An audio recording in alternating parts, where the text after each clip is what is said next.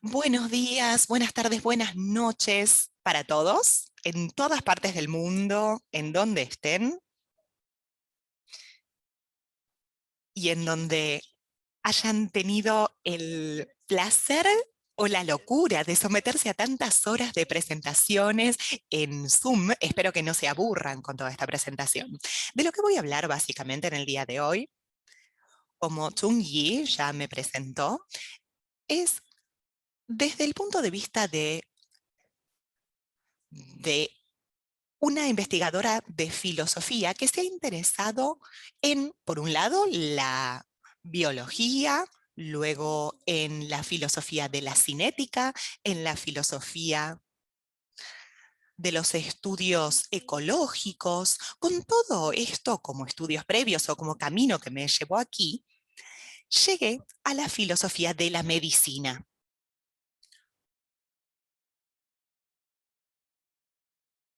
El tema es muy complejo, por supuesto, y es inmenso también. Y lo que propongo hacer entonces en estos 2 días, que vamos a tener una exploración juntos, es concentrarnos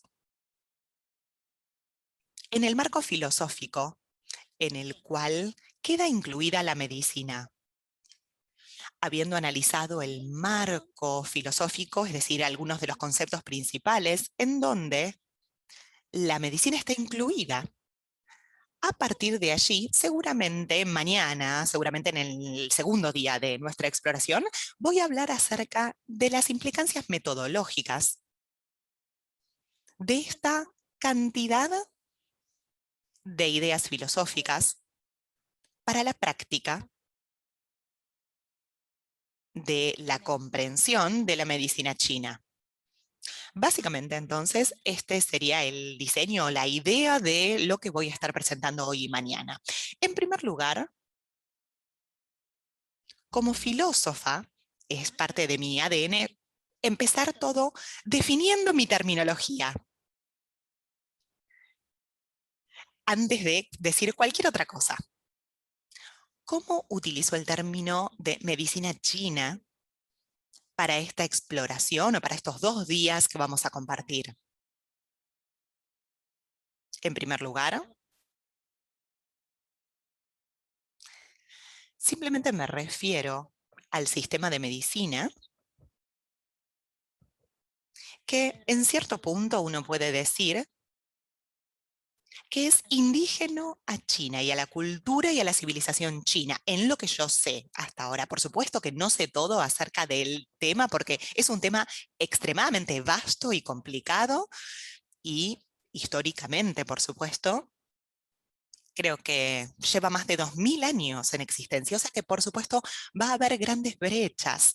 Antes de continuar, sin embargo, como para poder darles una definición del trabajo acerca de cómo analizo la filosofía china, déjenme hacer una advertencia. No no tomen lo que yo digo como verdad, como una verdad. No es mi intención. Mi intención es únicamente compartir con ustedes algunas de mis ideas, alguna parte de mi comprensión de esta temática tan vasta y compleja. Entonces, tomen todo lo que digo con pinza o con un signo de pregunta. Si no están de acuerdo conmigo, perfecto, no es ningún problema, porque justamente estamos tratando de explorar este tema juntos.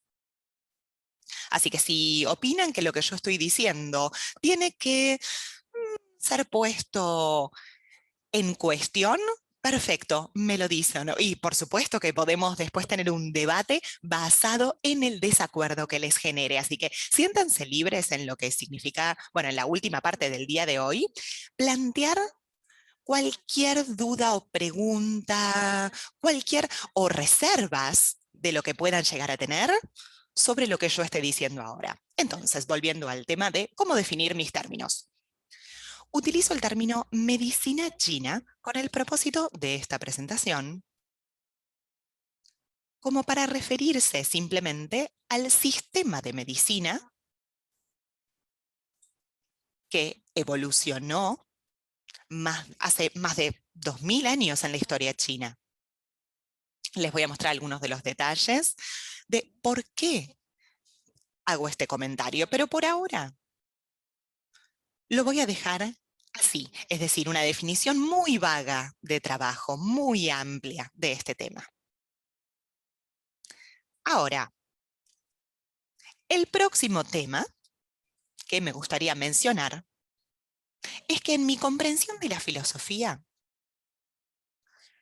hay implicancias de otras disciplinas que, si siguen siendo una disciplina intelectual, uno podría denominarme filósofa práctica. No sé si alguna vez existe eso. Algunas personas se llaman filósofos aplicados, pero a mí no me gusta la palabra aplicados.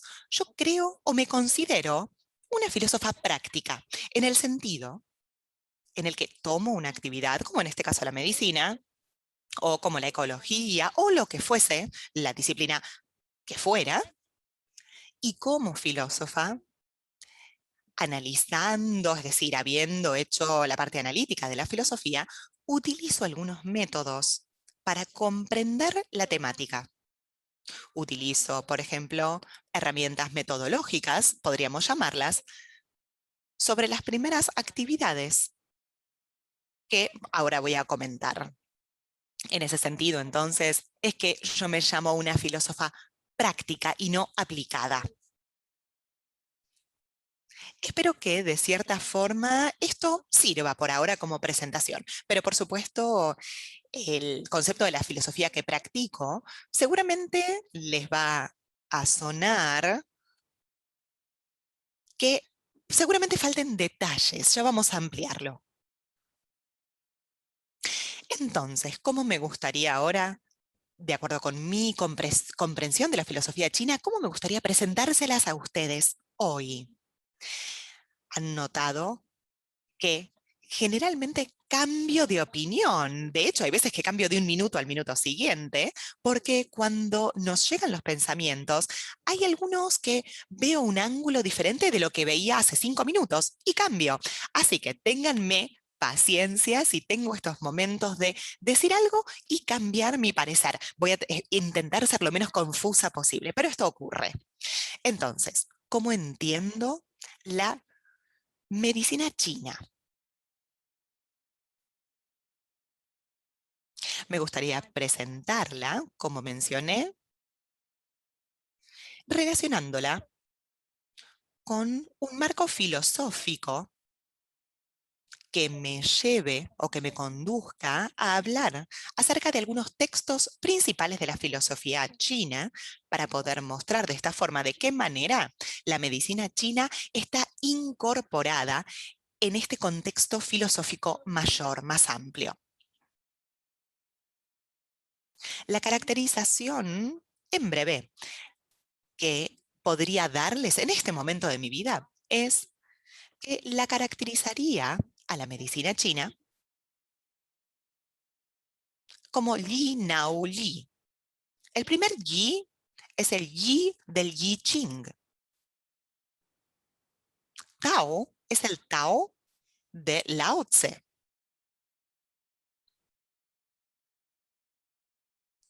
Yi, es decir, la tercera sílaba de lo que estoy pronunciando, más que sílaba, carácter, en realidad carácter chino, significa medicina. Li Taung Li, entonces, que es lo que llaman los chinos, es decir, lo llamamos así, implica que está incluida en el centro del concepto filosófico del I Ching, del Tao Te Ching o Lao Tse,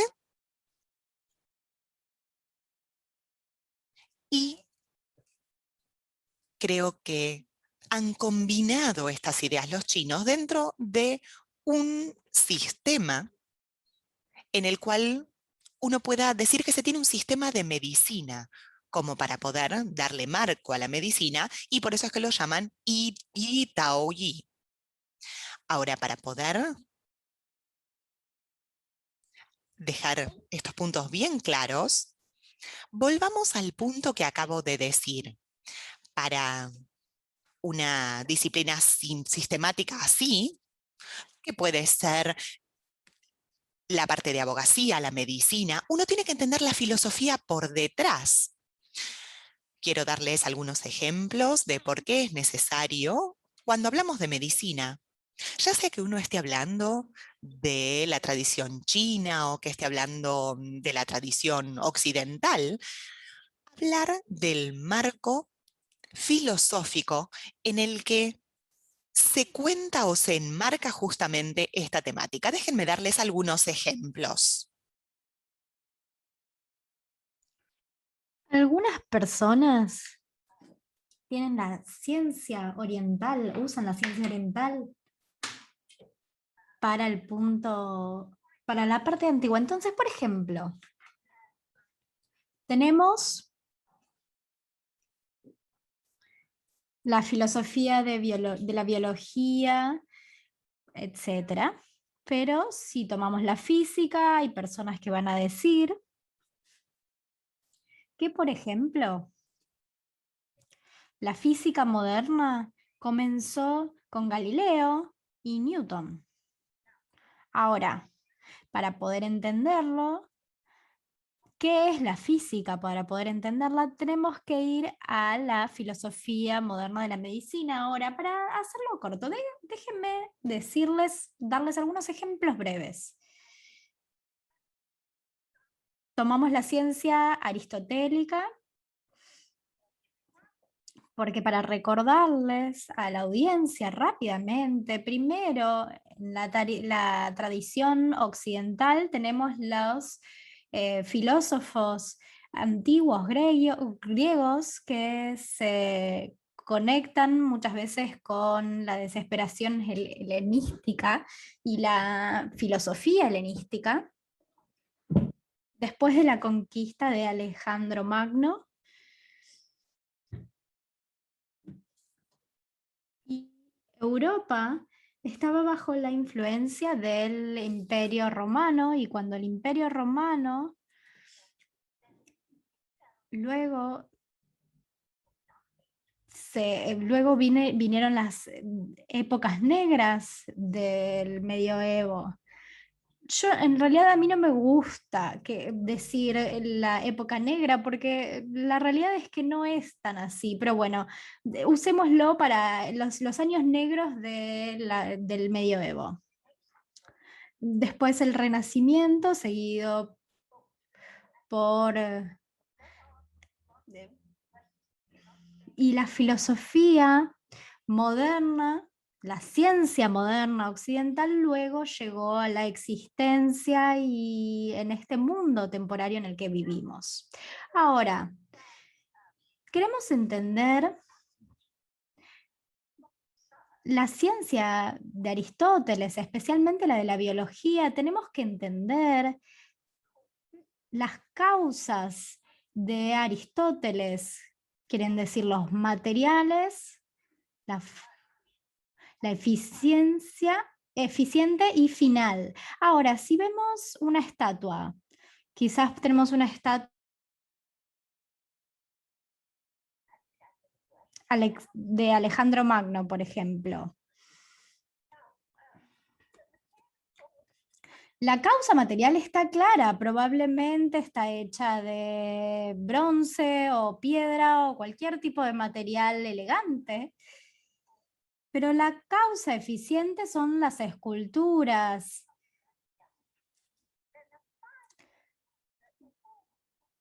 La causa formal es que tiene que tener un bosquejo en la cabeza, quizás no un pedazo de papel, porque lo que ve es lo que tenemos en nuestra mente sobre cómo puede ser la postura del caballo. Esa es la causa formal. Y luego la causa final es la razón por la cual está capturando esto, por qué se está haciendo esta captura, y puede ser porque quizás las sociedades quisieron que lo hicieran, porque las comunidades les gusta la idea de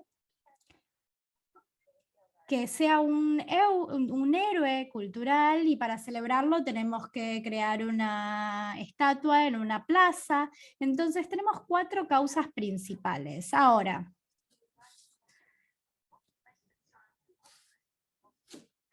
tenemos que apoyar estas ciencias y después se van a reducir a dos. No podemos hablar de dos solamente de ellas, que no eran aceptables, estaban consideradas como metafísicas en el abuso de la palabra metafísica, porque intervinieron con una filosofía que se llamaba positivismo, y el positivismo no le gusta la metafísica en el sentido del abuso, porque habla de la ininteligibilidad y del no sentido. Entonces, ¿cuáles son las dos causas de la metafísica sobre la explicación aristotélica? Y esto es la causa final y la causa formal.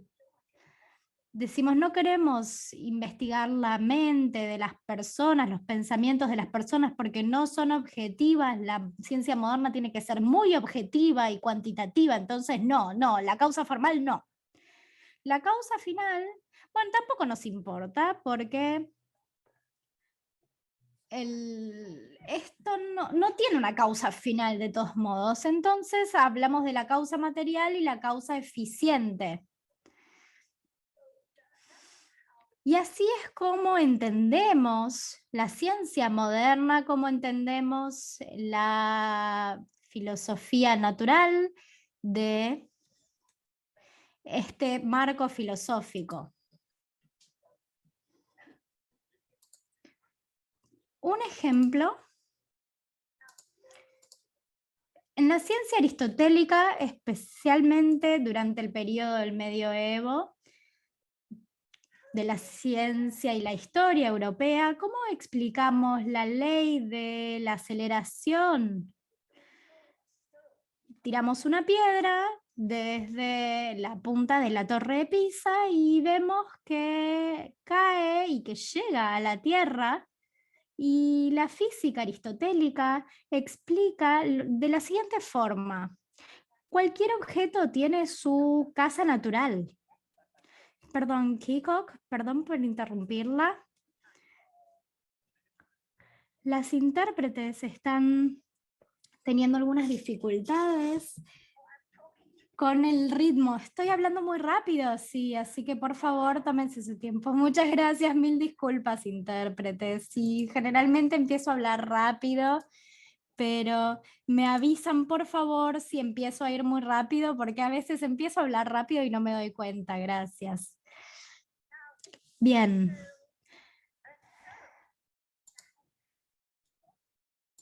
Una piedra es un objeto pesado. Si lo tiramos desde la torre de Pisa, imaginemos esto, este objeto pesado cae a la tierra porque la casa natural de esa piedra es la tierra. Entonces, la física aristotélica interpretaba la velocidad de la aceleración de la siguiente forma. Decían, imagínense que están en un largo camino, están visitando como turistas, paseando por el mundo, y ahora finalmente están al final del viaje y están yendo a casa a ver a la familia, a los seres queridos. Entonces se bajan del avión, su corazón baja, empezamos a caminar más rápido y decimos, ay, vamos a empezar a ver personas que no vemos hace mucho tiempo.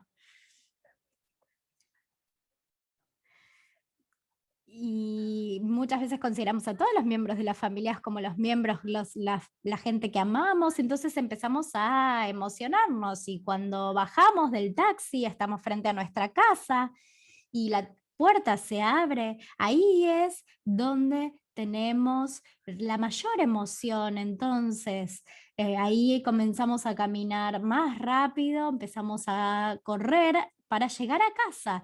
Podemos decir lo mismo con la piedra. La tierra es la casa de la piedra, el hogar de la piedra. Y entonces es como es algo que lo emociona, la piedra empieza a ir más y más rápido. Así es como se explica la física aristotélica. Ahora, esto no tiene sentido, porque un fenómeno natural no tiene sentimientos, no tiene pensamientos, nada como eso, tiene solamente es solamente ciencia objetiva, cuantitativa lo que estamos haciendo. Entonces no necesitamos la causa formal ni necesitamos la causa final. Todo lo que necesitamos es la causa material. En este caso es la piedra. Y tiene ciertas características, como dije, es pesada, tiene una cierta densidad, una cierta matemática, etcétera, etcétera. Si la piedra no es de esas características, es una pluma, por ejemplo, va a caer más rápido a medida que llega a la Tierra, y la causa eficiente no tiene nada que ver con las características mentales que el investigador tiene que ver con lo que diríamos como la presión atmosférica, la ciencia de la fricción, la ciencia de los errores dinámicos. Todos estos factores luego van a influir o tener un impacto en la forma en la que la piedra cae hacia la tierra, o que una pluma flota en el aire, o cualquier cosa que estemos intentando explicar. Entonces, eso es como es. Entonces, la ciencia moderna, enraizada en la filosofía moderna. Si vemos la medicina china, que es una ciencia, miramos que no tiene nada que ver con entender qué es la física moderna. ¿Cómo entendemos entonces lo que los chinos llaman Yi Tang Yi? Para entender Yi Tang Yi, tengo que decirles cuáles son los textos básicos filosóficos de la que deriva la medicina. Entonces, el Yi del Yi Ting, comencemos con eso. Para los hablantes, para los anglófonos, quizás lo puedo llamarlo el I Ching. Me decían, no hables del Yi Ting, porque para muchos oídos occidentales quizás no reconocen si hablamos del Yi Ching, pero sí reconocen I Ching. Entonces voy a hablar del I Ching. Pero cualquier cosa que como sea, a veces le llamamos Yi Ching, a veces I Ching, pero a mí me gusta llamarlo Yi Ching, no importa la audiencia, todo el mundo sabe que estoy hablando del I Ching, no importa. Hablamos justamente por una razón simple, que en la historia del I Ching, como una comprensión china, hay diferentes versiones, porque el pueblo Han hablaba del Qingwings y luego se llamó Touyi. Entonces no estoy hablando de Touyi porque Touyi tiene una parte que para mí, para el propósito del que yo voy a hablar, es muy reciente. Tenemos que ir a las partes más antiguas, al Yi Qing. Entonces, la parte más antigua del Yi Qing es el Yi Qing y no Touyi, por eso le llamo Yi Qing. Ahora, si me preguntan cómo empecé a adentrarme al Yi Qing, no quiero hablar de una larga historia de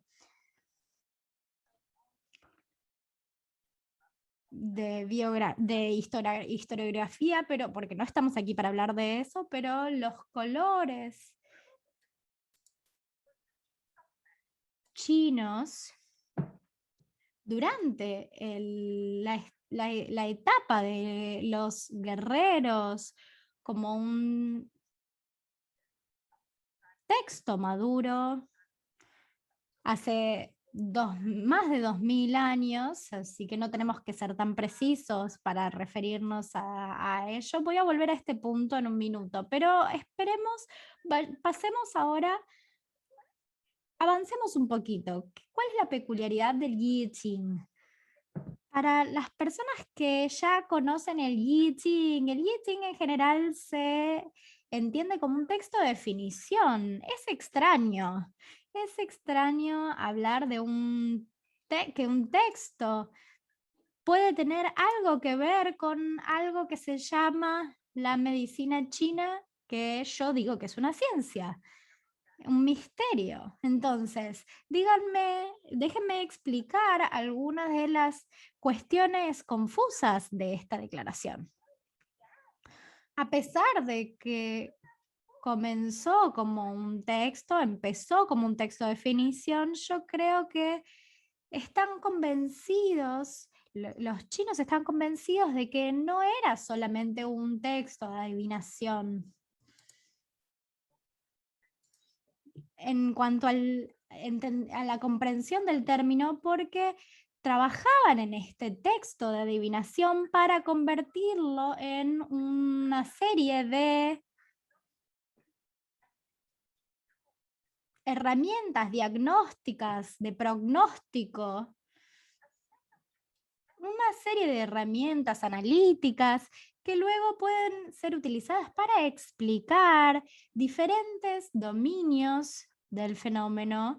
Un dominio del fenómeno que los chinos estaban muy interesados tenía que ver con el arte de gobernar, entonces se puede usar en el discurso político. Otra área es en medicina, porque necesitamos hablar de cómo diagnosticar y pronosticar la trayectoria de un diagnóstico, etc. Entonces, es en este contexto en el que tenemos una serie de herramientas diagnósticas y analíticas para entender el fenómeno, los fenómenos médicos y que nos permitan prognosticar. Entonces, ¿por qué es tan útil el Yijing? Para entender, tenemos que decir que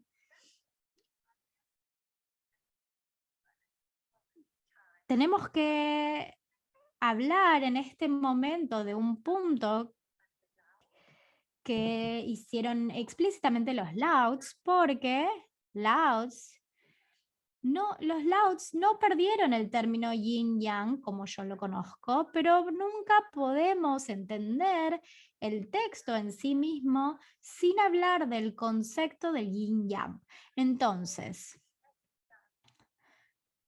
el Yi Qing y el Bao Qing están hablando sobre la metafísica básica de la cultura china y la civilización china, y eso es el yin yang. Entonces, ¿cómo estamos hablando del yin yang?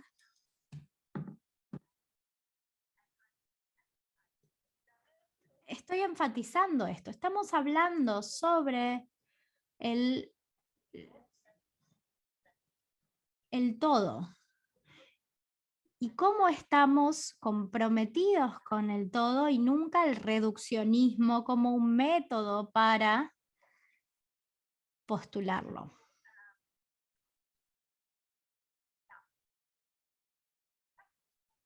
Entonces, vamos a volver al Yi Qing.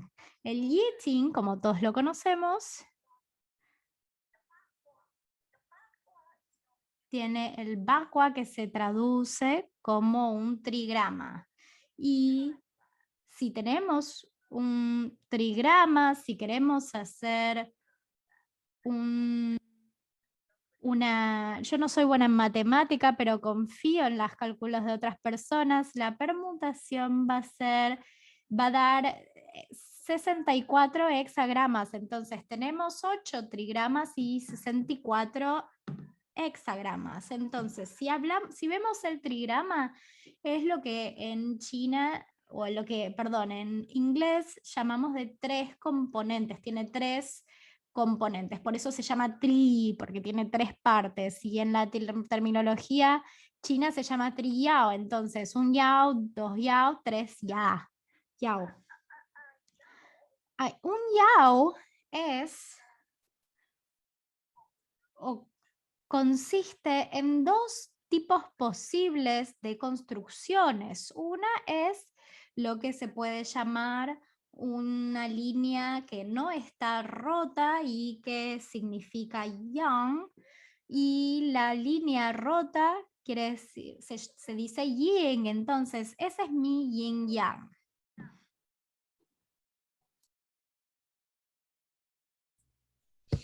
Creo que en este momento quizás deba mostrarles un diagrama. Esperen un segundo, denme un minuto y ténganme paciencia porque siempre me olvido y hago errores cuando trato de hacer esto. Ayúdenme si alguno está, si alguno puede ayudarme, porque realmente me gustaría compartir la pantalla, pero no sé cómo. Un segundo, que tengo que buscarlo.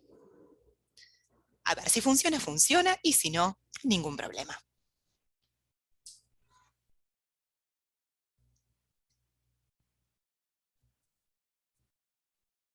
Quizás tenga suerte y lo logre.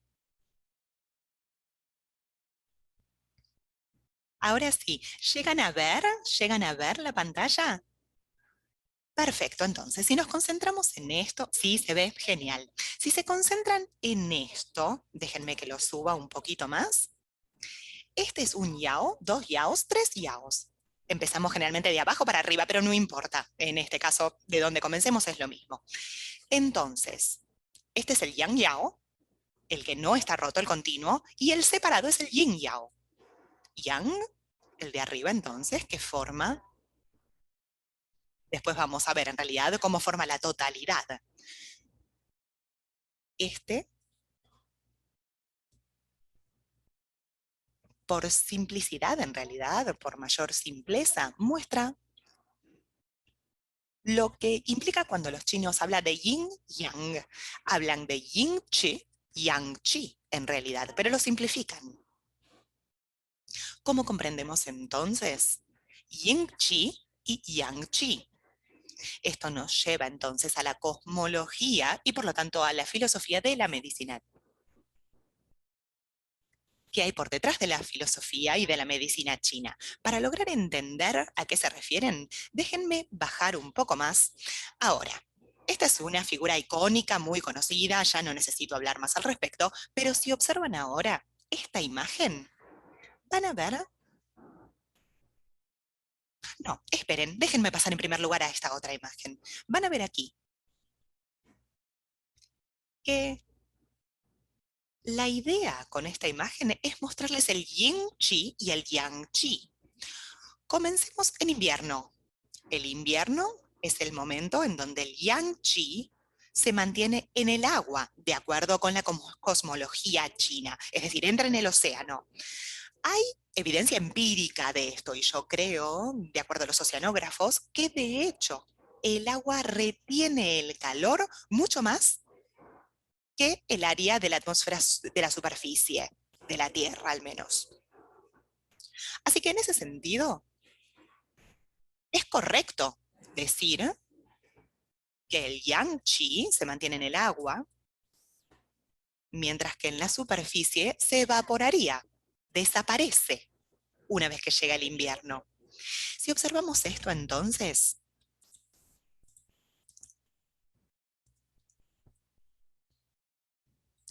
este sector representa, este trigrama representa el invierno. Pueden ver entonces que cuando finaliza el invierno, el yang chi comienza a subir, o sea, asciende, por eso es que decimos que se establece la primavera allí. Aquí sería el punto de la primavera. Y luego el yang chi flota, sube, hasta llegar al Jisqua, que representa el verano. Pueden ver entonces que este cuadrante tiene, que es el que representa el verano, tiene dos yang, y el de abajo, que es el que representa el invierno, tiene dos yin yao, o sea que expresa la diferencia entre las dos estaciones. Y luego durante el otoño, el yang chi comienza a descender, o sea, en otras palabras, se pierde el yang chi y el yin chi comienza a surgir. Entonces, baja, se hunde y vuelve a hundirse en el invierno. En otras palabras, entonces, me gustaría que le presten atención a este punto. Puede sonar raro, Yo me voy a referir entonces a lo que menciona justamente en la cosmología y en la ciencia china al respecto, por la razón en que cuando hablamos de las leyes, perfecto, tenemos la ley de Newton en mente, la ley cuantitativa, la ley más lógica, pero no veo por qué no puedo utilizar este mismo concepto acerca de las leyes de la naturaleza, pero esta vez por escrito. Lo pongo en este modo, en un modo en el que cuando yo hable, en el momento en el que hable, puedo decir hablo de las leyes chinas de la naturaleza, que no son cuantitativas, aunque creo que son objetivas, pero que no son cuantitativas en este caso, mientras que las leyes occidentales son cuantitativas. Así que voy a continuar utilizando o pensando en las leyes chinas de la naturaleza. Estas leyes chinas de la naturaleza, algunas personas dicen que son dos, pero yo creo que realmente se puede reducir a una sola. Ya sea que hablemos de una o dos, no importa, porque el concepto sigue siendo el mismo. Tomemos una de las leyes chinas que se llama Chou Ye Tiele, que se traduce algo así como la secuencia de los días o la secuencia diaria de la noche que le sigue al día y luego el día que le sigue a la noche nuevamente. Si hablamos entonces desde Shaoxing Qi Li, hablamos de las 4 temporadas, de las 4 estaciones del ciclo anual: primavera, a la cual le sigue el verano al cual le sigue el otoño al cual le sigue el invierno, y luego el ciclo continúa y continúa con nuevamente la primavera. Por eso es que al fin y al cabo, también existe otra ley que los chinos suelen tener y conocer como ley de la naturaleza, que se llama Chou Er Fou Shu, que yo traduciría como algo así como la reversión cíclica, que en realidad es lo que acabo de decir, es lo que acabo de explicar. Cuando llega el invierno, entonces, uno puede esperar que después llegue la primavera y que después le siga el verano y que después le siga el otoño y que al otoño le siga el invierno nuevamente. Es cíclico, es una reversión cíclica. El ciclo comienza una y otra vez y es por eso que puede ser sostenible, que se lo puede sostener, porque justamente es una reversión cíclica. Es lo mismo que ocurre con el día y con la luz del día comparado con el horario nocturno. Es una secuencia que comienza y recomienza una y otra vez.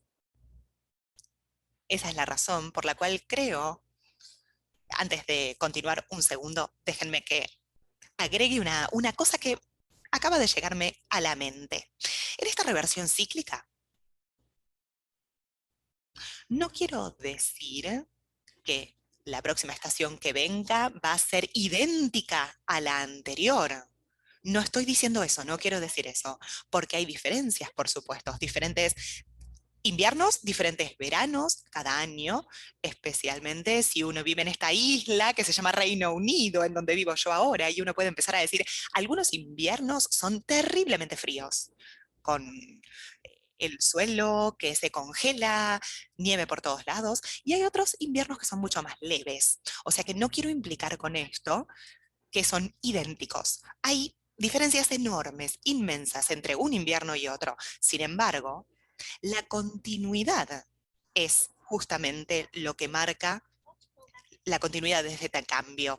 Y por eso, volviendo al Yi Ching, ¿qué significa Yi en este caso, en el Yi Ching?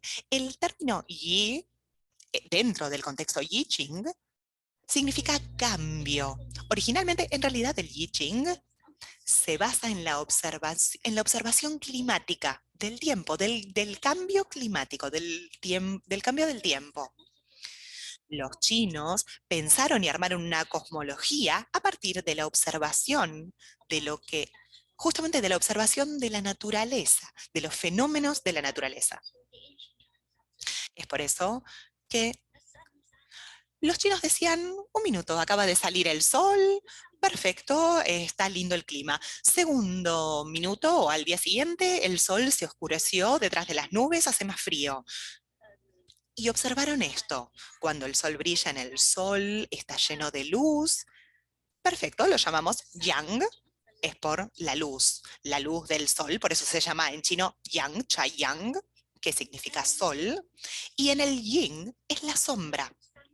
Entonces, cuando el sol se oculta por detrás de las nubes, o cuando, mejor dicho, las nubes se colocan por encima o por frente del sol, entonces es yang, la sombra.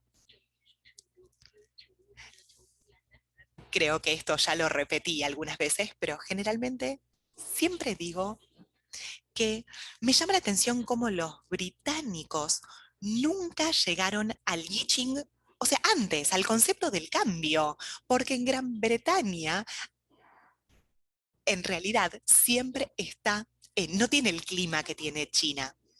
Y por algún motivo, los chinos lo descubrieron previamente, el I Ching, y los británicos no, porque allí siempre está nublado. Este es un chiste que siempre suelo hacer, pero bueno, simplemente era como para mostrar que el Yi del I Ching significa cambio. Sin embargo, el pensamiento chino es lo que yo llamo diagic, es decir, un contraste polarizado entre el yin y el yang, pero que no entran en conflicto entre ellos, no se oponen. Esto es lo que yo llamo dialístico. Los chinos no tienen el conflicto, tienen este dualismo en donde el contraste de yin y yang, es decir, el cambio, la noción del cambio para ellos, también implica la noción de algo constante, de lo constante. A pesar del cambio, siempre hay constancia. Es una relación muy compleja entre estos contrastes polarizados dentro de la filosofía china. Y detrás del yang está un yin. Detrás del yin siempre hay un yang. Y estos dos no entran en conflicto, no chocan uno con el otro. De acuerdo con lo que decía incluso Aristóteles, este contraste polarizado que planteaba en la zona occidental, que se opone y que entra en conflicto un polo con el otro. Tengo que volver entonces al ejemplo de Aristóteles. El principio del medio excluido. Vamos a tratar de plantearlos con simpleza.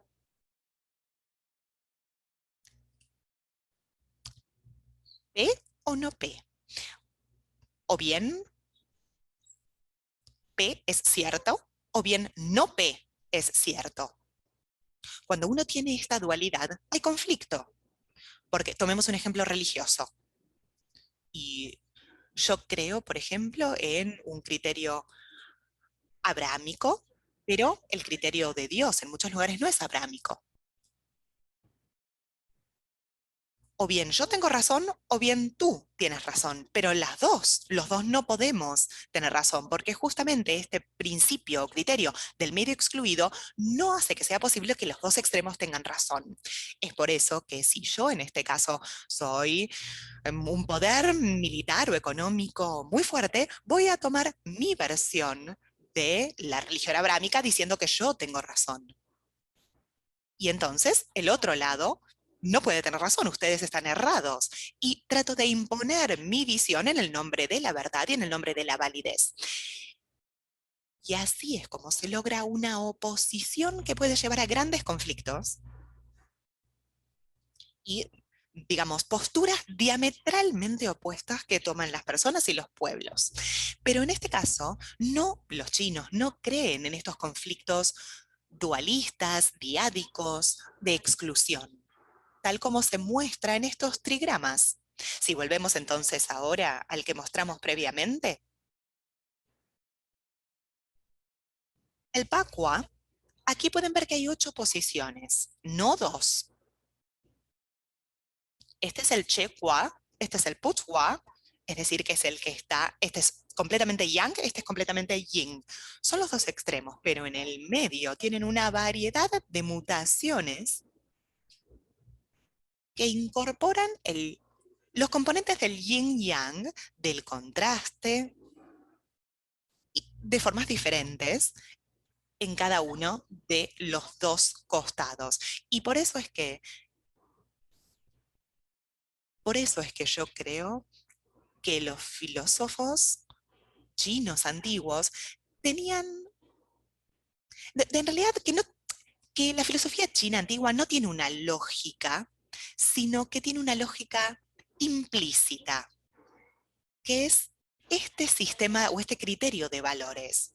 No hablamos del hexagrama en este caso que mencioné antes, con los 64 valores. Ya a mi edad ni siquiera me acuerdo cuáles eran estos 64 valores. Pero la idea con esto es mostrar una anticipación de lo que hoy es la lógica. Los textos de lógica actuales muestran aún así la lógica, que es la que se llama fuzzy logic. Esta lógica es en realidad un set o un conjunto de criterios de lógica que incluyen lógicas duales. Existen actualmente dentro de los criterios de tecnología o del criterio de la lógica computacional. Allí entonces toman a estos 3 yang representados por 1 y los 3 yin representados por el 0 y producen la tecnología de 1 y 0 de la computación actual. O sea que estos dos extremos son los que están utilizando para la computación. Pero esta lógica llamada fuzzy logic también utiliza el resto, representado por los otros miembros de este trigrama o de cada trigrama.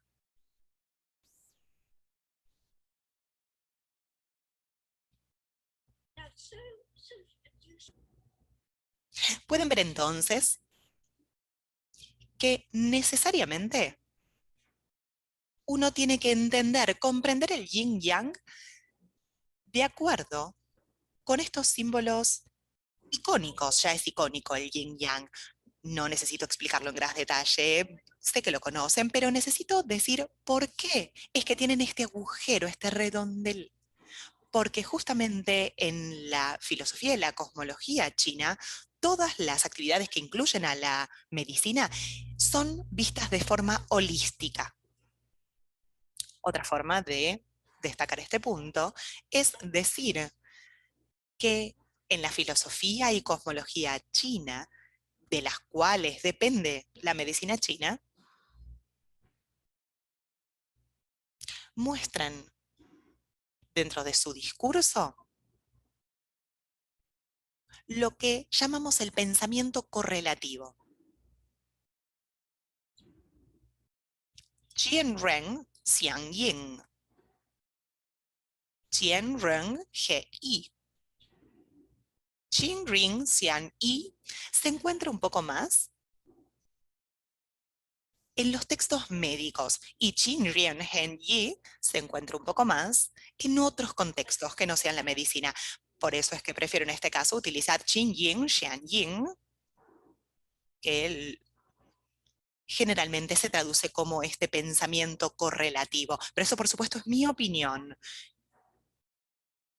Y creo que la traducción en este caso hace que suene más como epistemología, mientras que yo considero que es más como antología, metafísica. Y por eso generalmente yo lo traduzco como el macrocosmos y el microcosmos. Hay un macrocosmos en el universo y hay un microcosmos en el universo. Lo que ocurre en el macrocosmos se refleja en el microcosmos. Y por eso es que uno puede decir que si la naturaleza del microcosmos tiene yin y tiene yang, tanto en nosotros, el microcosmos también debe tener un yin y un yang, justamente por el yin, yang, yin. Y por eso es que yo prefiero llamarlo macro y micro cosmoholismo. Macro y micro cosmoholismo. Llámenlo como ustedes gusten, por supuesto. Pero si logran entender a qué me refiero, por ahora, simplemente como para comprender lo que estoy diciendo, trabajemos con mi comprensión, digamos, que es como ontología, es metafísica y no pensamiento correlativo, porque pensamiento correlativo en realidad creo que pierde esta idea o pierde el espíritu, la esencia del tema. Entonces, el yin yin, yang yin, este concepto de macro, micro, cosmoholismo, podemos comenzar a ver este diagrama que la realidad es que los descargué de PubMed. Entonces, la persona que lo colocó realmente hizo muy buen trabajo porque me ahorró de crearlo, porque yo no tengo muchas habilidades para crear estos tipos de cuadros, pero vemos que el yin yang está arriba y está presidiendo, ¿sí? Por el yin yang yi, el micro macro cosmolismo. Entonces, como podemos ver, para entenderlo, creo que tendríamos que solamente mencionar, porque lamentablemente no tengo tiempo de ir en detalle, un concepto muy importante que es el Wunsian, que se puede traducir como 5 fases transformacionales. No interpreto formas de la transliteración, pero creo que es una fase, no tiene que ver con las entidades, o aunque a los chinos les gusta utilizar la palabra, las palabras estas que están acá, que son fuego, tierra, metal, agua y madera. Pero madera es la T. Del yang chi que surge, que emerge, porque los organismos comienzan a crecer. Entonces, el uso del bosque quiere decir el yang chi que crece, que surge en la primavera, el fuego, que significa una gran cantidad de yang chi o una mayor cantidad de yang chi en el verano. Luego pasamos al metal, en donde el yang chi y el yin chi empieza a crecer a costas del yang chi en el otoño, y utilizamos el agua, como dije antes, para hablar de la cantidad máxima de yin chi.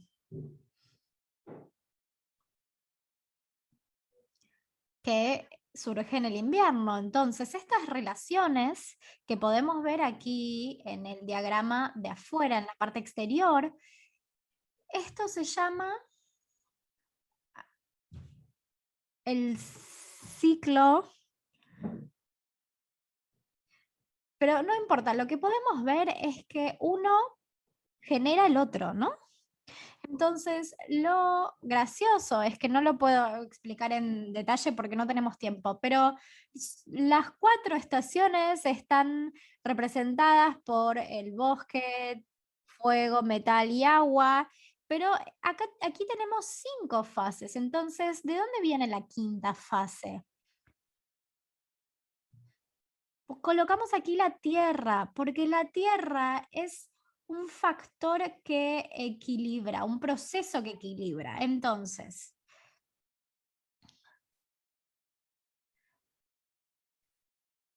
mantiene a todo el resto juntos. Eso es lo que yo comprendo, eso es lo que yo entiendo. Obviamente podemos tener otras definiciones del papel de la tierra. Ahora, si volvemos para atrás, y estas son las relaciones antagonistas, que se muestran por estas flechas.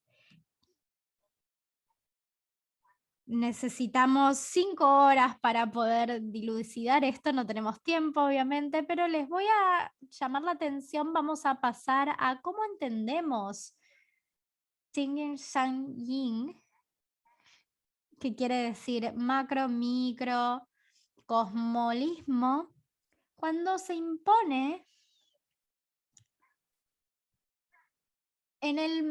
cuando el mapa macroscópico se impone sobre el microscópico. Entonces, esto es un intento de presentar la imposición de uno sobre el otro. Y podemos ver que al hígado se le asignó el bosque o la fase del bosque.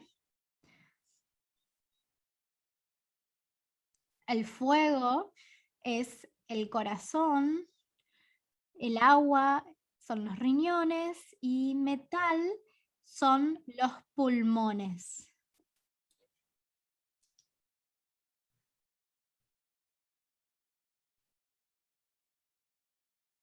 Y obviamente el hígado, los riñones, los pulmones, el corazón y el vaso son el todo. Y aquí tenemos...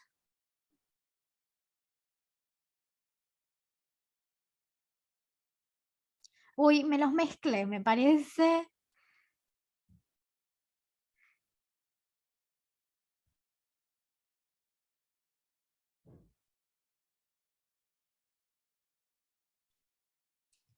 Bueno, no importa.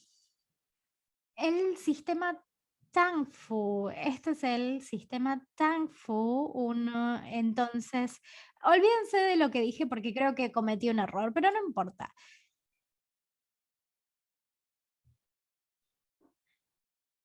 Hígado, corazón y riñón es el Tang y el otro es el Full. Gracias, gracias Efraín. Gracias por salvarme. Bien, entonces, este sistema, el sistema Tangfu, está relacionado con toda esta cuestión de Yin Chi Yang Chi. Ahora, ¿por qué la Tierra es necesaria? Si miramos el vaso y el estómago, forman el Tangfu. Vemos que los chinos son muy prácticos. Siempre estamos pensando en Yi Ching, pero nunca pensamos en comida. Siempre pensamos en comida, porque si no comemos, no sobrevivimos. Es tan básico como eso, ¿no? Entonces, al final, si el estómago no tiene comida, no vamos a poder sobrevivir. Entonces, los chinos se concentran en cómo sobrevivir, especialmente en estos días cuando la comida no es tan abundante. Entonces, el vaso tiene una función muy importante en la digestión y en el almacenamiento también del alimento, del estómago. Y entonces, si en el vaso algo funciona mal y se nos diagnostica una deficiencia del vaso, entonces el doctor chino va a tener que hacer algo para mejorarlo. Efren, me puedes decir si estoy diciendo cualquier cosa, pero esa es una forma de entender este diagrama. Entonces, lo que está en el microcosmos siempre está en el macrocosmos. Les vamos a dar un ejemplo de esto. Como pueden ver, en el verano, el Li-Kua tiene 2 yang-ya. Quiere decir que tiene mucho calor. En cambio, el Kan-Kwa, que es el invierno y el norte, tiene 2 yin-ya y solo un yang yao. Entonces, obviamente el yin yao está ascendente y el dong ya está subduido. Entonces, como resultado de esto, imagínense que son doctores, son médicos. Imaginen que les piden ver un paciente y descubren que al médico le piden que vea al paciente en invierno. En el invierno, porque el microcosmo tiene una capacidad máxima de yang chi. Perdón, una capacidad máxima de yin chi. Entonces, el Mai no debería tener una predominancia de yang chi.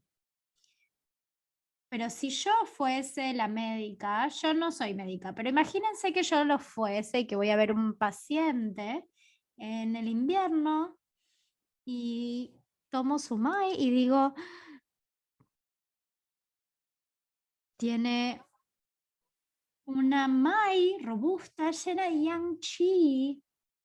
Empieza a sonarme algo en mi cabeza. Este hombre va a estar en problemas si yo no hago algo. Tiene mucho yang chi en él por en la temporada del año en la que estamos, porque es invierno, no debería tener tanto, debería ser un reflejo de su microcosmos, pero lamentablemente no lo es. Parece ser de lo contrario. Entonces, el médico prognostica que a menos que él intervenga y le dé una medicación para bajar el yang chi en el microcosmos del paciente, en el verano, cuando el yang chi está en su capacidad o en su valor máximo en aqua, algo malo va a pasar con él. Va a tener quizás un paro cardíaco. Entonces, esta es una historia real que creo que la adopté de Julie Holmes y él decía que esto era un paciente real. El médico que trata al paciente, pero el paciente era realmente terco y no creía en la medicina china. Él era una persona muy importante en ese momento y no creía en la medicina china. Entonces el médico lo que hizo fue traer una receta médica para reducir el yang chi. La hija lo intentó persuadir, el padre se negaba a tomar el medicamento y le dijo que probablemente el verano siguiente el padre murió de algo, porque él ya tenía demasiado yang chi en el invierno. Entonces en el verano y el microcosmos tiene yang chi como en su capacidad máxima. Entonces la persona esta lamentablemente se murió. Esa es mi historia para ilustrar esto. Ahora, dado que Lao Kin Chi es un proyecto sustentable y en la sustentabilidad estamos hablando del ecosistema. Por eso pienso que me gustaría terminar, si no tengo tiempo, por favor díganme si tengo tiempo o no, pero me gustaría finalizar mi charla hablando sobre la medicina china como ecosistema, como pensamiento del ecosistema o como la ciencia del ecosistema. Entonces, rápidamente, yo diría que si miramos a este sistema que tenemos aquí, tenemos el ecosistema 1, que es el anfitrión, tenemos el ecosistema 2, que es el agente, y tenemos el ambiente, que es el ecosistema 3. Entonces, imagina nomás que el host, el administrador, estamos viviendo en una pandemia. Este virus que se llama SARS-CoV-2, que está allí, y el agente, el ecosistema 2, es la víctima que tiene el virus y que puede ser asintomática o puede ser sintomático. Si tienen suerte pueden ser asintomáticos, pero imagínense el caso sintomático de la gente que tiene este virus SARS-CoV-2. Esta persona está viviendo en un ambiente exterior que se llama ecosistema 3. Imagínense que esta persona lamentablemente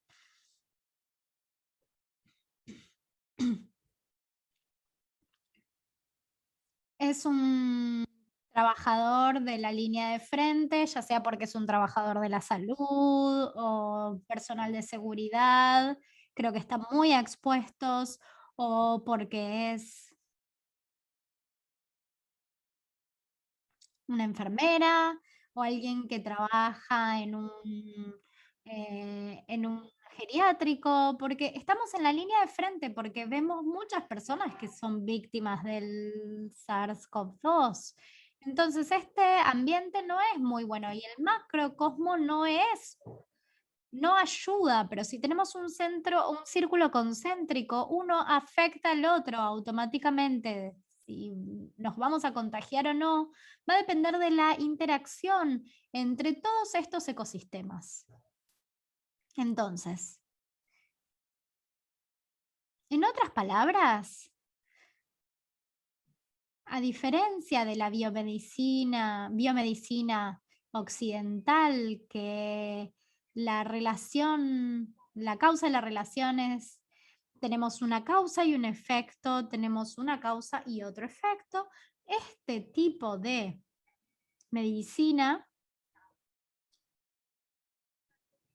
en este tipo de medicina estamos hablando del nido del ecosistema. Un ecosistema está dentro del otro y a su vez está dentro del otro ecosistema. Entonces, estamos hablando sobre una causa, un marco multifactorial de causas. Y si recuerdan el yin-yang, el diagrama aquí, tenemos relaciones muy complicadas entre todas estas fases. Una forma rápida de comprender el pensamiento del ecosistema y también del Kyung-chi es decir que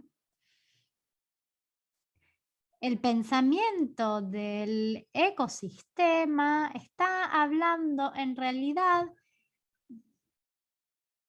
de una relación entre los componentes de un ecosistema, porque en el pensamiento del ecosistema tenemos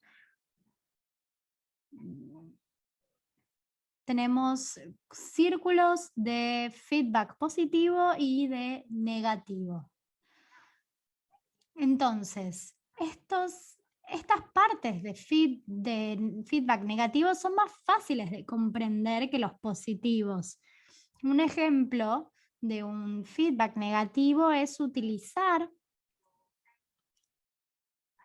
el sistema de aire acondicionado. Seteamos la temperatura en una temperatura X. Si la temperatura exterior es más alta que ese número, entonces el aire va a comenzar a largar aire frío hasta que llega a una cierta temperatura. Entonces lo lleva al punto de partida. Ese es un sistema de feedback negativo. Ahora, si vemos cómo controlar el calor dentro de nuestro cuerpo, si hace mucho frío afuera, nuestro cuerpo, nuestra fisiología evolucionó de forma tal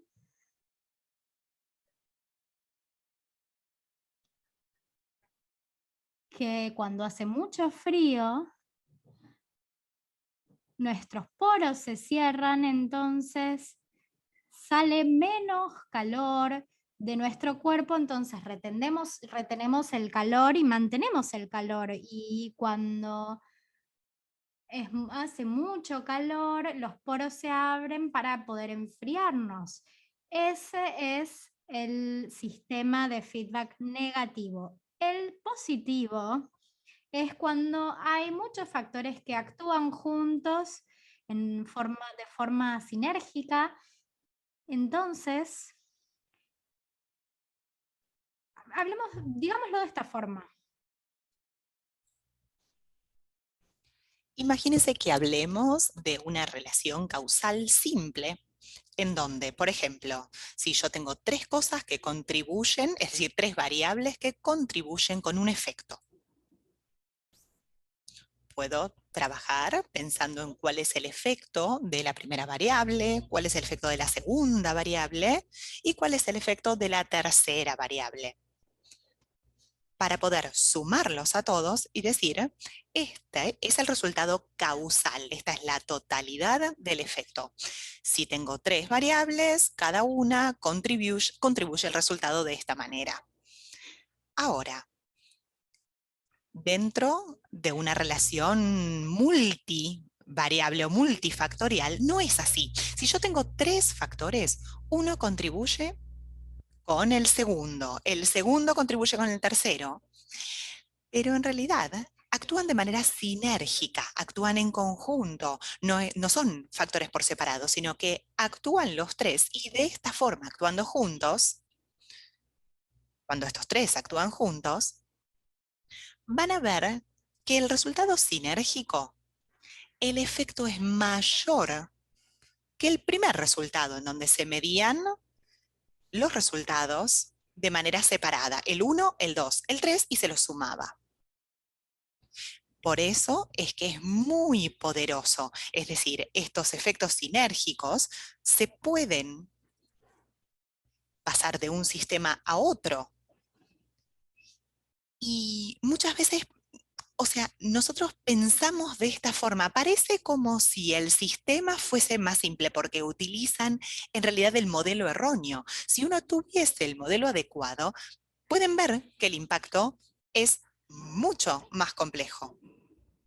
Así que a eso me refiero con la parte de los ecosistemas y el pensamiento en formato ecosistema. Ahora, tengo dos diagramas aquí, dos figuras con respecto a qué llamo esto del nido de los ecosistemas, es decir, círculos concéntricos. Esta es la cuestión. Círculos concéntricos, les puse números del 1 al 10. Lamentablemente no hice bien este diagrama, no me salió bien porque... Pero simplemente miremos abajo, a ver. ¿Cómo la biomedicina puede estar interpretando a este círculo, a este nido de círculos? El círculo 1, que es el más interno, ellos le ponen ADN y ARN, es decir, la parte de genética molecular.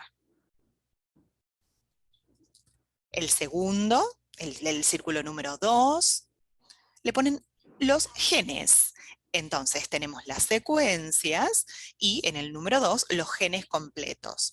Entonces, por ejemplo, en la genética mendeliana se tienen los genes completos y en el molecular se puede desglosar más. Ahora ya estamos en esta época, ya estamos en la época en la que comprendemos, por eso es que lo escribí como ADN y ARN.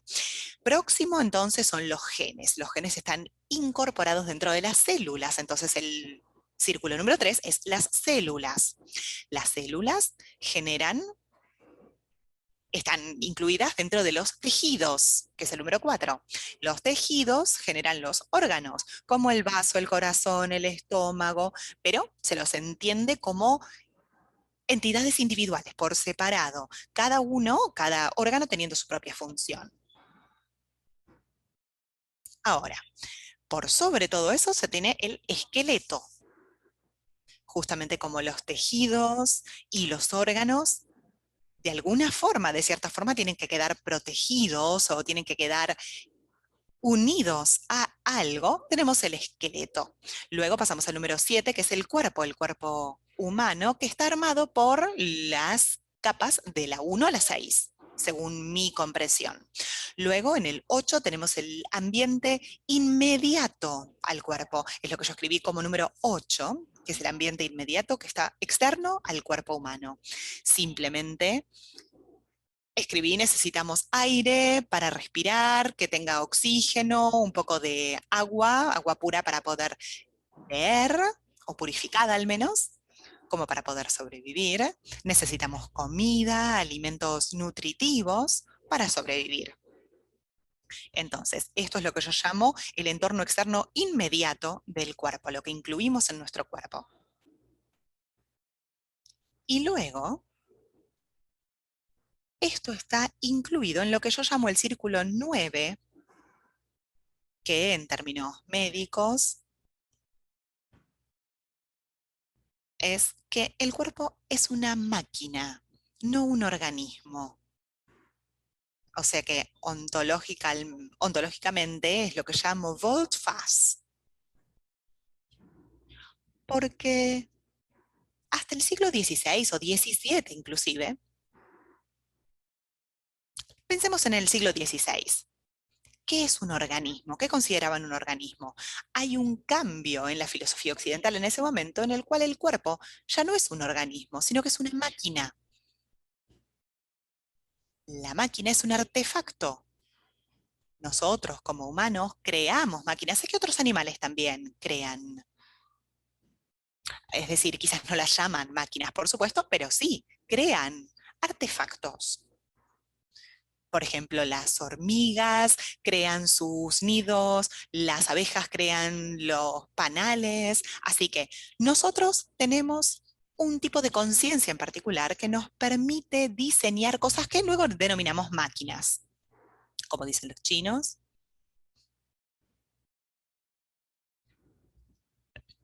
Ren, Sher, Wan, Yu, Tring, que significa algo así como nosotros los humanos tenemos una forma muy peculiar de conciencia.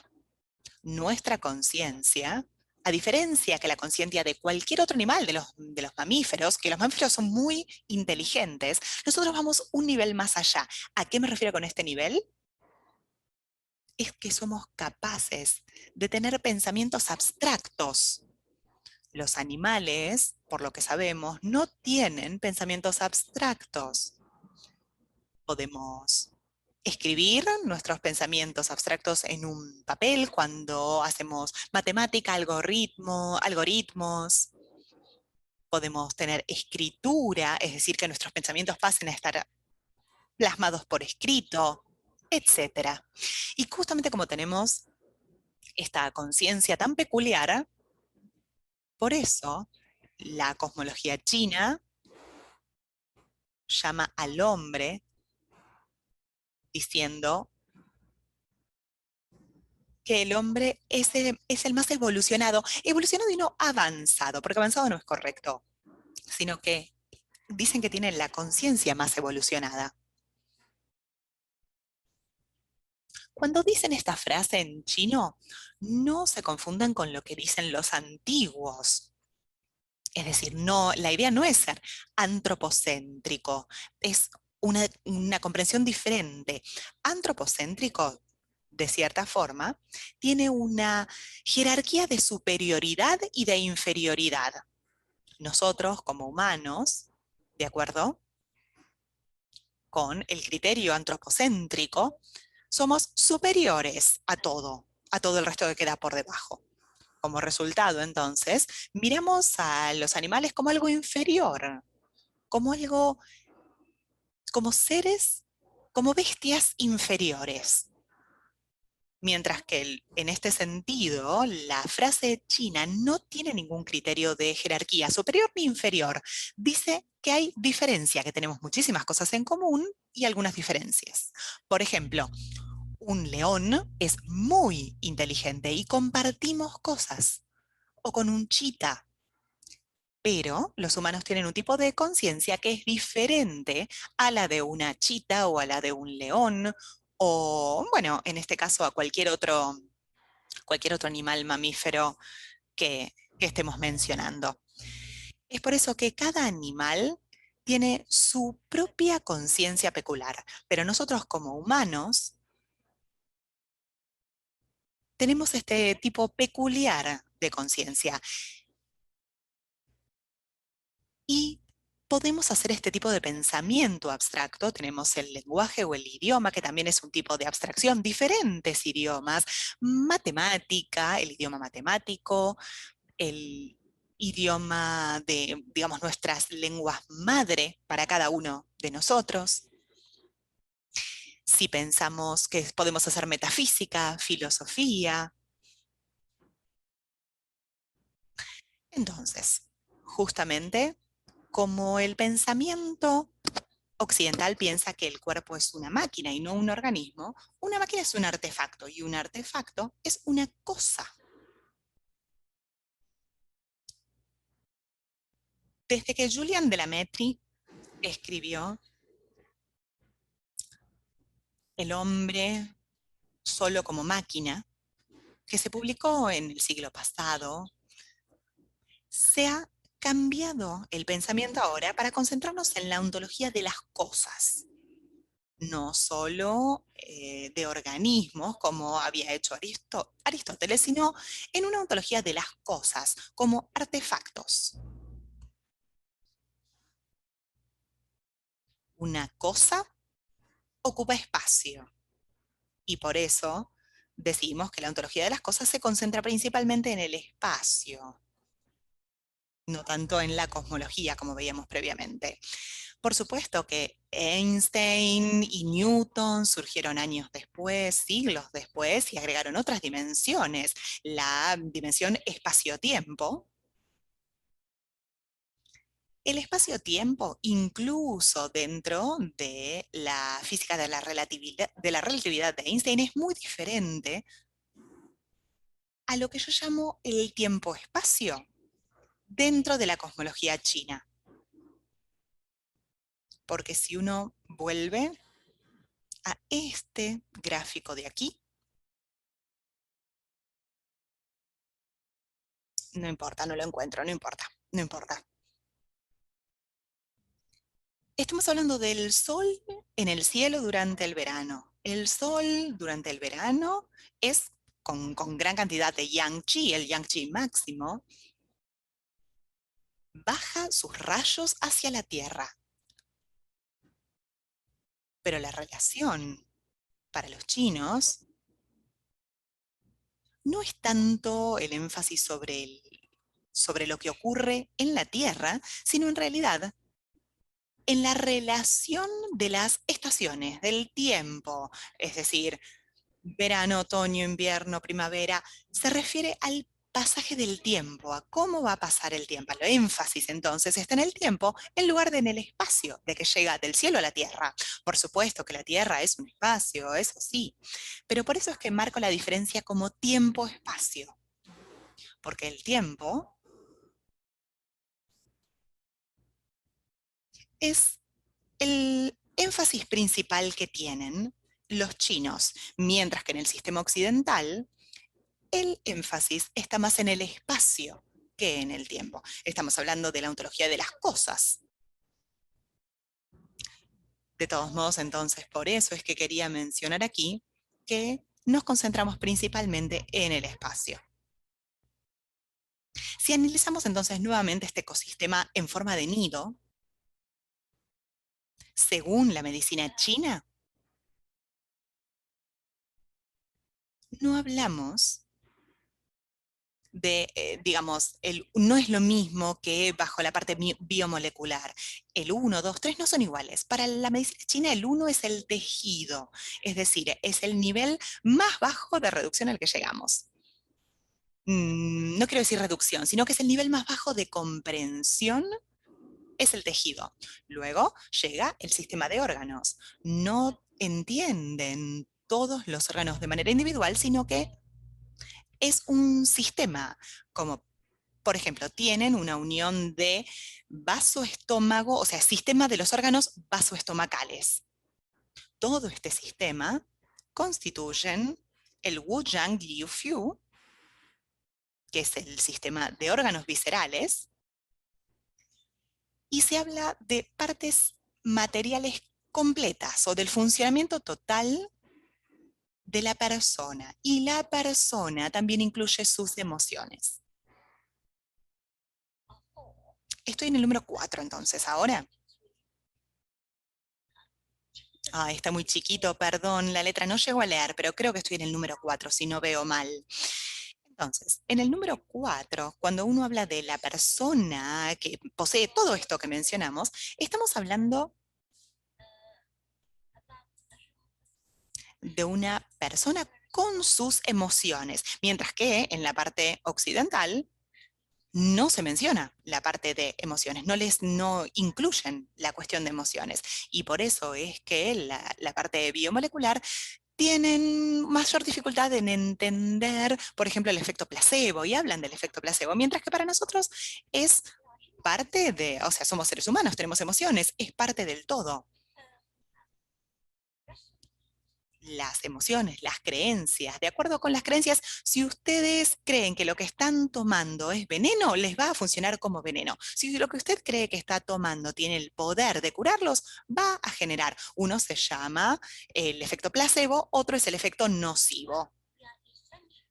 Pero generalmente somos seres con emociones. Entonces, las emociones son parte del individuo, parte de la persona individual.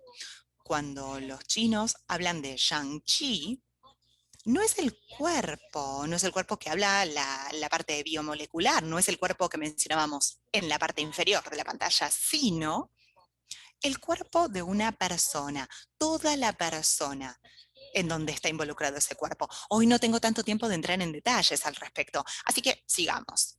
Analicemos el chi.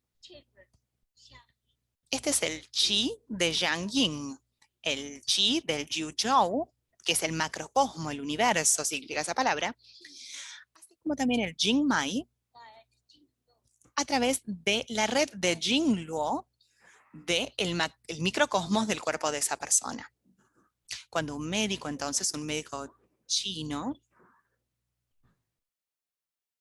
analiza el Jing Mai, analiza el perfil de yin yang dentro del cuerpo de la persona. Y este perfil de yin yang dentro del cuerpo de la persona, según cómo esté, allí le da la información acerca de cómo hacer el diagnóstico, de qué está bien, qué no está bien, cuáles son que puede recetarle a esta persona para mejorar la situación que esté enfrentando en ese momento. Luego, número 6, es el entorno externo inmediato en el que uno vive, ¿sí? Igual que en la parte de BM, reconoce el aire, el agua, el alimento, el refugio, el clima, y también específicamente reconoce un ambiente cultural y social en donde la persona está incluida. Podemos hablar entonces de tribus, de grupos étnicos, de cualquier tipo de grupo que los concentre. Luego, hablando del entorno social o físico más grande, incluye las plantas, los animales, los ríos, lo que tenga alrededor de naturaleza. Y por encima de todo esto tenemos el ambiente cosmológico en donde vive la persona. O sea que tenemos que como mínimo hablar de los las entidades celestiales, el Sol, la Tierra, la Luna, el sistema solar. Sé que hay muchísimos sistemas solares hoy en día que existen en el universo, pero nosotros, por ejemplo, solo nos concentramos en el sistema solar porque no conocíamos tantos otros. Pero por lo menos, por lo menos es necesario que cada uno aprenda acerca de su propio sistema solar. Con eso es lo mínimo. Esto queda captado dentro de las leyes de naturaleza como el Zhou Ye Ye Lu, Xi Xi Ye Lu, Chou Wer Fu Xi, que juntos, como mencionamos previamente, se concentran en el tiempo-espacio en lugar de en el espacio-tiempo. Y luego, por detrás de todo esto, está lo que yo llamo la ontología del proceso, diferenciado de la ontología de cosas. Entonces, en primer lugar, la diferencia es el tema del espacio y el tiempo, la ontología de las cosas, y en el caso de los chinos, según la forma de analizar todo, es diádico en el sistema chino. Entonces, la ontología es sobre el proceso que puede convivir con la ontología de las cosas. Como el yin y el yang en sí mismo pueden convivir. Entonces, nuestra comprensión fisiológica, cuando hablamos de la fisiología, cuando hablamos de cómo una persona funciona, estamos hablando acerca de procesos. Cuando hablamos de lo que la persona hace o la figura que uno ve, estamos hablando de la ontología de las cosas. Pero nosotros podemos ver los dos como algo vinculado, particularmente en la medicina china, están vinculados. Tenemos la ontología del proceso y al mismo tiempo la ontología de las cosas. No se logra comprender una cosa sin comprender el proceso que está por detrás de ella. Y no se puede comprender, por otro lado, el proceso sin tener en cuenta la cosa. Bien, entonces creo que eso era lo que quería decir. Muchas gracias, Changi.